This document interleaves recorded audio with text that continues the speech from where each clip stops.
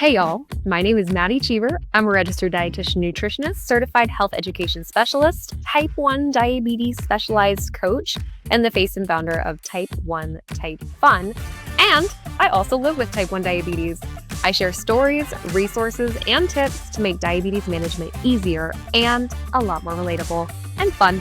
Today, we are joined by Michelle Hale, founder of Global Diabetic and a global type 1 diabetes advocate who's lived on 5 continents, summited Kilimanjaro, and defined what thriving with diabetes really looks like. Michelle, welcome. Thank you for having me. I am so glad to have you today, and I am excited because I feel like every few months we get to reconnect, whether it's on video or in person. It's been, what, 4 months? Yeah, Yeah. since the, diabetes conference. Yes, absolutely. And I know we both have so many things going on in the background. So I'm really excited to have you here and to get to explore a little bit about your story and perspectives with everyone listening. So, actually, I know that you were diagnosed at 14 years old, right? Yes, Yeah. the Yeah, teenage. me too. Boom, right there, besties. And so I'm always curious about people's experience. So, what do you remember most about your early experience and how has that shaped you? Mm. It's crazy to go back, it's almost been 28 years. So getting diagnosed at 14 years of age, I was, um, too old to be considered a child and too young to be considered an adult. So I really was in this middle kind of space where I didn't get to go to camp, adult camp, or go to kids camp, and I just felt really, really alone.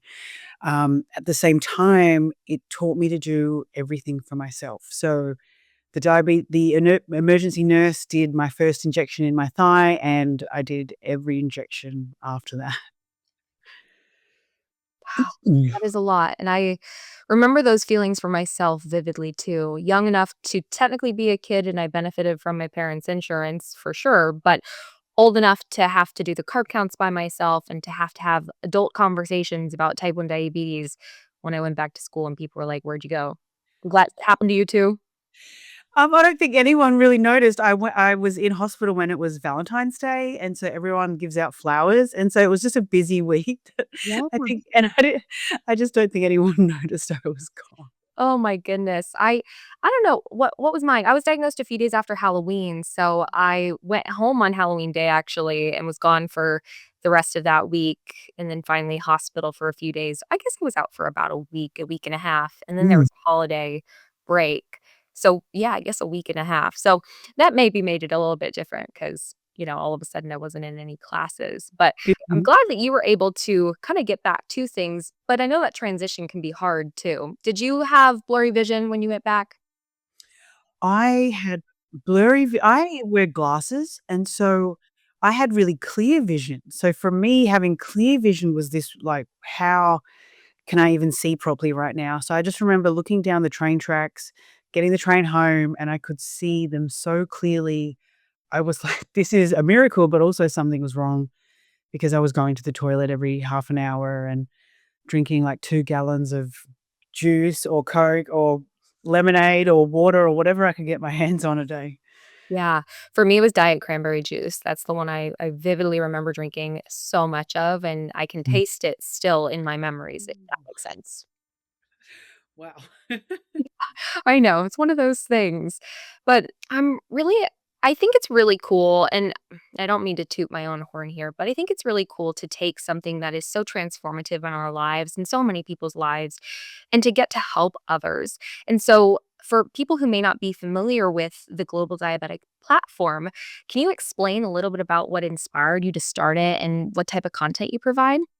I started Global Diabetic because I just felt so alone in my own diabetes, and I just knew that there was a world out there online that I could connect with and that they could connect with me, and I've made so many friendships like yourself from, Instagram and just getting to know people online and building that community. So, one post at a time, being at a restaurant, climbing Kilimanjaro, having babies, I just realized that I don't have to go through diabetes alone, and by showing up online, I started my Instagram live show, Mondays with Michelle, over 5.5 years ago, every single week for over 270 weeks, I've gone live on Instagram to just spread stories about my lived experience. I've interviewed people who have made diabetes documentaries, athletes, musicians, mums, kids, like just everyone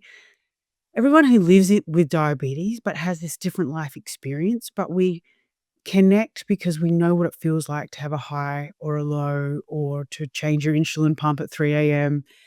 And so I create content that's just basically my life and interviewing others so that we know that we're not alone and we can always watch a video online or someone else around the world is um, awake when you are and can be there for you. Ah, I think that that is incredible. Just really having that sense of you are not alone makes all of the difference when it comes to diabetes. Because I mean, diabetes kinda sucks sometimes, let's be honest, right? We know it's not like this ultimate thing where like, "Wow, we couldn't be luckier to have this," but also, sometimes we could be because it leads us to so many great people, community. It's taught me a ton about who I am and what I do and don't want in life, and I admire you for bringing so much community, connection, networking into your own life and so many others because of it. Thank you. Wow. Yeah. Absolutely. And you've lived and traveled all over the world with diabetes. I love that. Michelle, I don't know if I ever told you this, but I work at some diabetes camps and I'm the dietitian at some camps and they call me Mrs. Worldwide, but I think that you deserve that title. Like it is definitely I'm more so Mrs. Nationwide for now. For now, we'll see. We'll see. When this episode airs, I'm a few days away from going to Japan, so excited for that. But speaking of travels and adventures, I'm kind of curious about how you balance adventures and adventurous living, maybe like skydiving or climbing Kilimanjaro, with demands of managing type 1 diabetes. Mm. I feel like diabetes doesn't stop us doing anything, and the more prepared we are, the more freedom we have. So before I do anything super adventurous, skydiving, going up Kilimanjaro, having babies, I just prepare myself physically and mentally with whatever it's going to take. So I make a to-do list. Like before going up Kilimanjaro, I reached out to people on Twitter. I mean, it was 10, 11 years ago. And before having a baby, I Googled what to do before having a baby and then just slowly ticked things off the list. And the most important thing for me was thinking that I've done what I can to prepare. And then if something happens that I'm not prepared for, at least I've done the best that I can. And an example was going up Kilimanjaro. I'd packed every little thing on my list.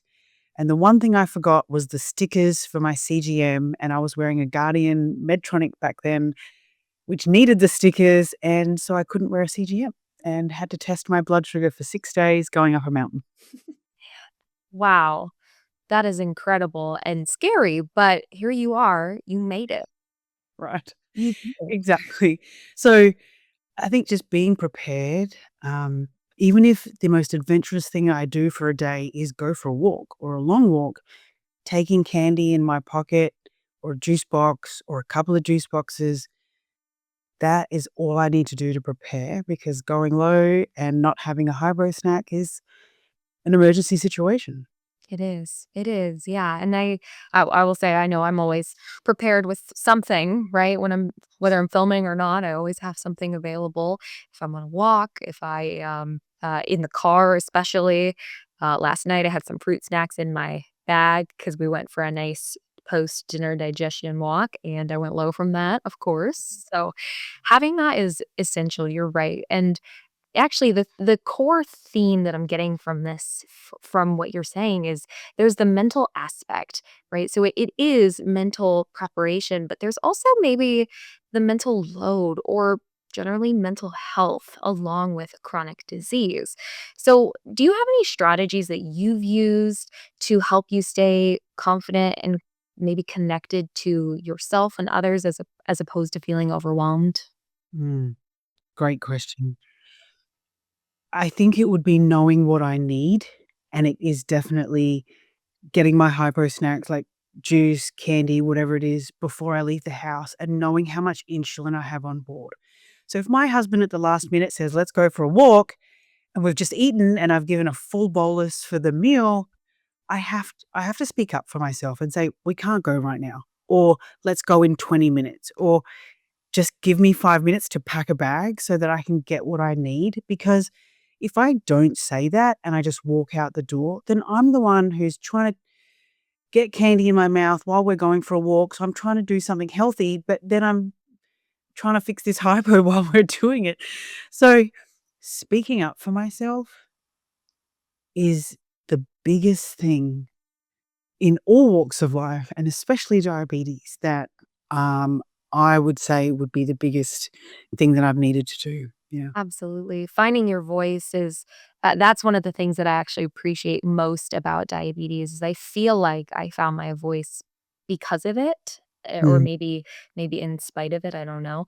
But I think speaking of finding our voice, I know we are both very vocal about wearing our supplies, your CGM, your pump, whatever it may be. It doesn't make you lesser, it doesn't make you less beautiful, it doesn't make you less worthy. And I'm just kind of curious, have you noticed any specific impacts on being so open and visible about diabetes? Oh, absolutely. I love this question because sharing a pregnant photo of myself, with my diabetes gadgets, I was pregnant with our first son. A woman in the Philippines showed her then boyfriend, "Look, I can have a baby too." And she got married to him, she showed his parents this photo, and she messaged me and said, "I had a baby because of you."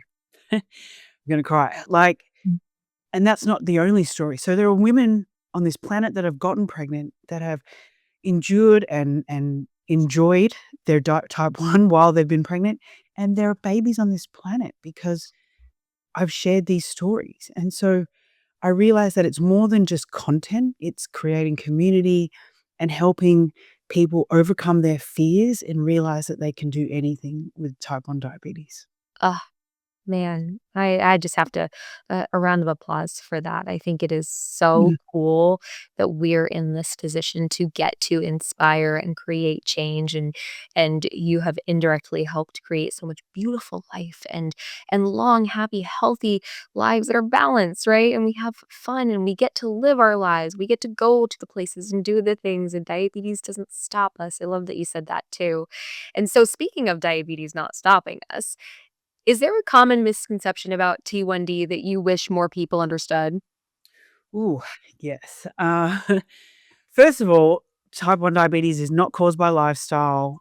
It's not caused by just sitting down and, not exercising.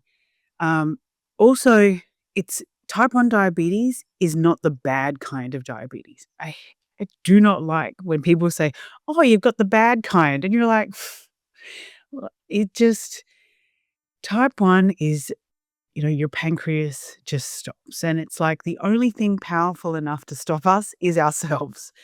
And that goes with so many things in life. Our limiting beliefs can stop us from doing an activity or stop us from wanting to travel. But when we find the right community and we arm ourselves with information and a to-do list and how we can be prepared, we can achieve anything. Like, there's literally nothing we can't do living with type 1 diabetes.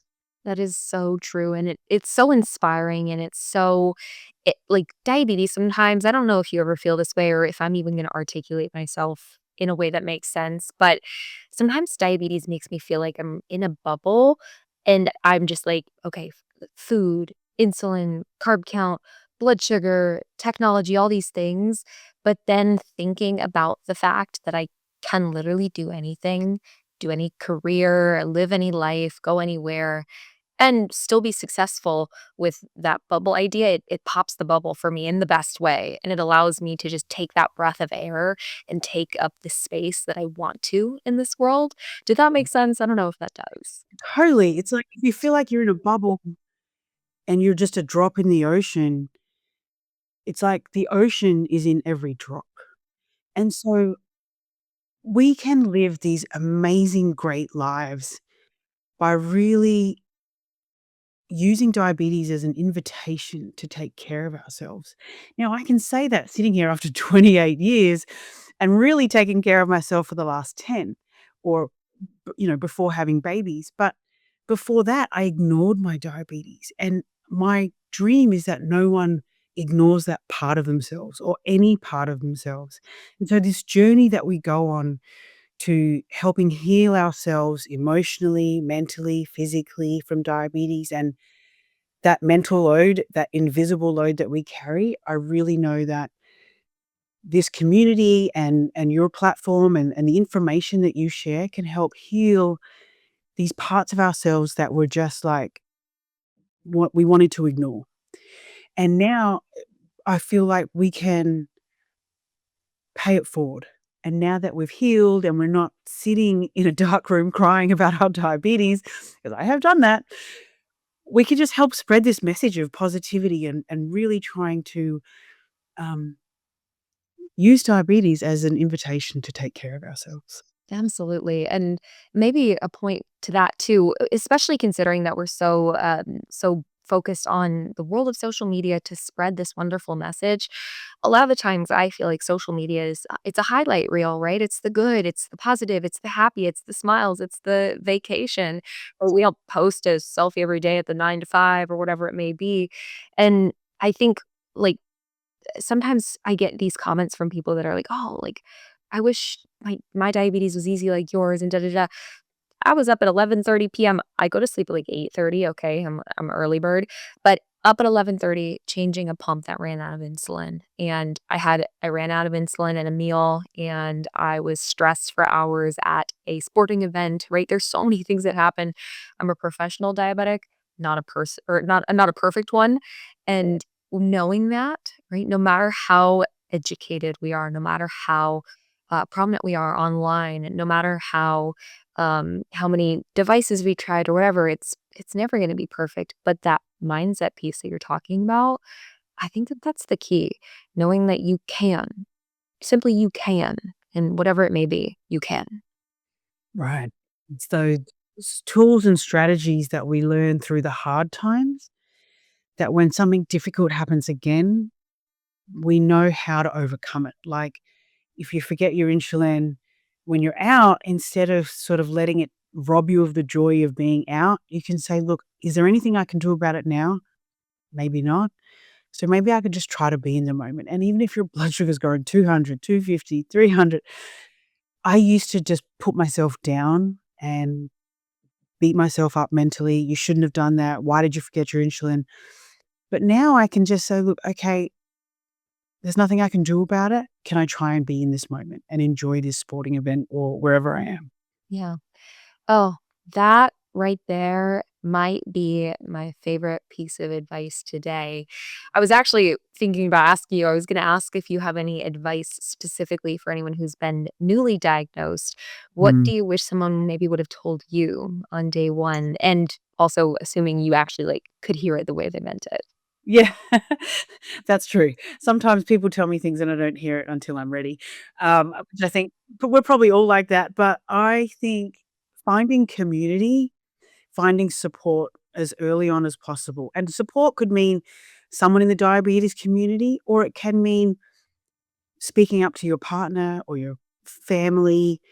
Having someone that you can just talk to about it can really help cut in half the mental load that we're going through because it's carb counting, it's when have I taken my insulin, it's how am I going to get this prescription? I have to call the insurance company. All these things weigh us down so much that if we can just share that information with someone and how hard that time is, then it can feel a little lighter.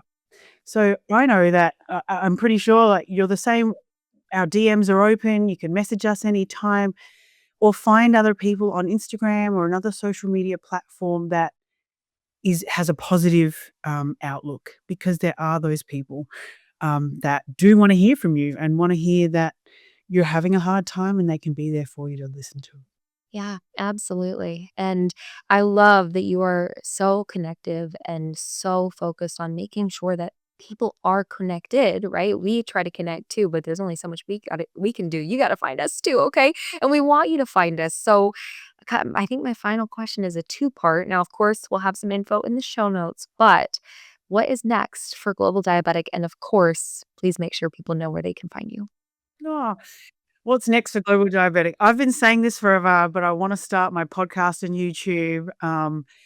I go live. Yeah, I go live every week on Instagram at Global Diabetic. That's GLOBAL Diabetic.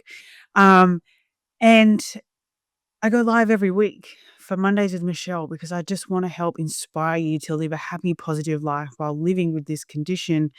And I have my own fears, right? Like doing the podcast and YouTube channel, I feel like it has to be perfect. Yet all I have to do is upload videos and a podcast, and it's not as scary as I think. And so the community is showing me how much strength I have within as well.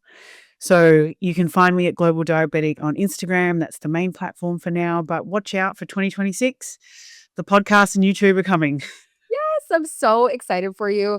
And I'm just going to pressure you, do it. Absolutely. There's going to be challenges. It's never going to be perfect. But boy, have I had a blast. And I think that I can say with confidence that it's helped a few folks. And that to me makes it all worth it. So you've got to do it. So definitely, folks, keep an eye out. Keep a listening ear wherever it is that you're watching or listening. Make sure you stick around. But Michelle, thank you so much for such a great chat today. Thank you.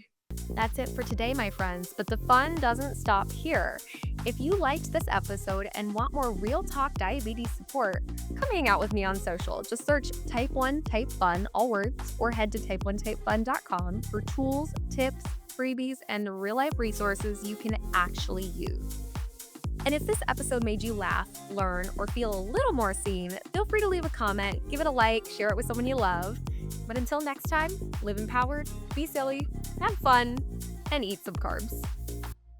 The information shared on this podcast is for educational and informational purposes only and is not a substitute for professional medical advice, diagnosis, or treatment. Always seek the advice of your physician or qualified health provider with any questions you may have regarding a medical condition. Never disregard professional medical advice or delay in seeking it because of something you heard on this podcast.